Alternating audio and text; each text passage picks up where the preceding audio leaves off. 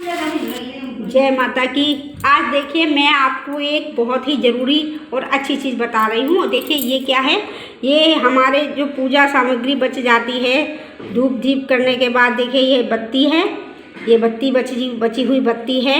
और बत्ती को इस्तेमाल किस प्रकार से करें, और ये डेली की धुनी भी आप कर सकते हैं, इससे घर में पॉजिटिविटी आती है। देखिए ये जो बतासे हैं बचे हुए हैं वो भी मैं यूज कर लेती हूँ।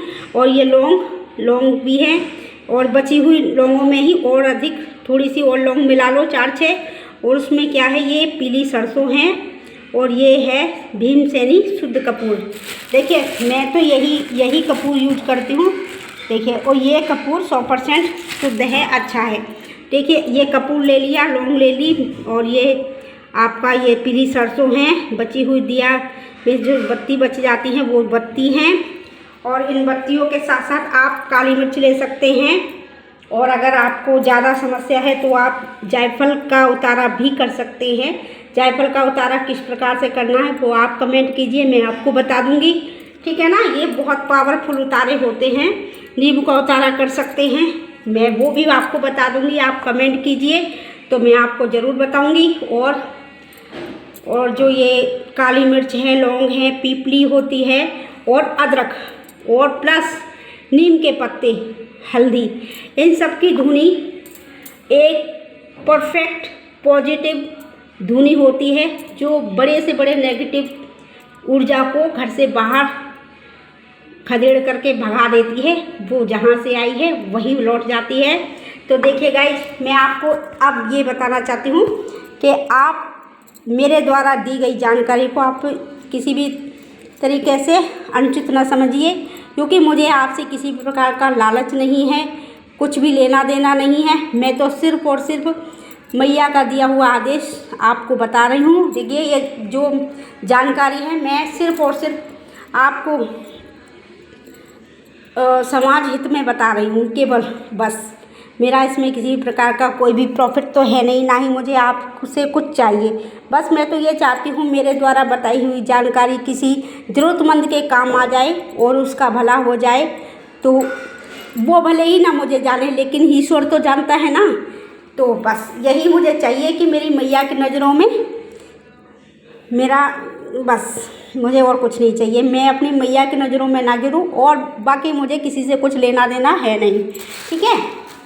तो अब मैं आ जाते हैं अपने पॉइंट पर। तो ये, और मैं आपको एक विशेष जानकारी और देना चाहती हूँ। देखिए ये क्या है, ये दीपक की जली हुई बत्ती। मैं तो कलावे की ही बत्ती जलाती हूँ। और जो रुई की बत्ती होती है वो आप पितरों के लिए जला सकते हैं। और जो देव होते हैं, जैसे भैरवनाथ जी महाराज होते हैं, शनिदेव महाराज होते हैं, इनके लिए आप जला सकते हैं।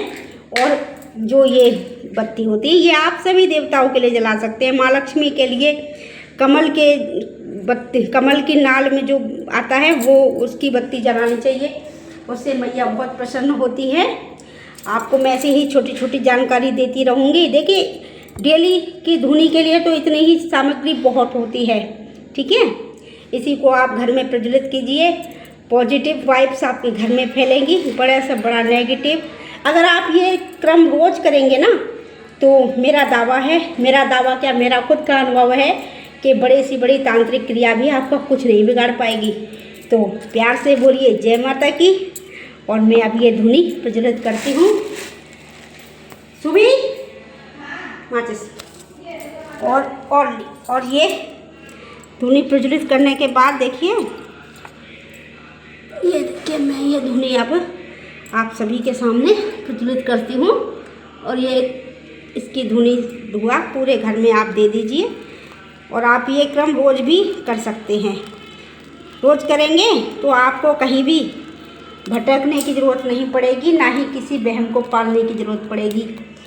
तो ये देखिए हमने ये जला दी है, अब ये आराम से जलेगी। और इसमें जो भी सब कुछ पॉजिटिव ही पॉजिटिव है। नेगेटिव ऊर्जा इस धुनी के आगे टिक ही नहीं सकती। आप कमेंट करके बताना, जायफल का उतारा, नींबू का उतारा मैं आपको बताऊंगी, लौंग का उतारा, इनकी अलग अलग वीडियो बना करके मैं डालूंगी, ठीक है ना। अच्छा ठीक है, जय माता की। इसको यूज कीजिए और लाभ लीजिए और फिर कमेंट करके बताइए। जय माता की।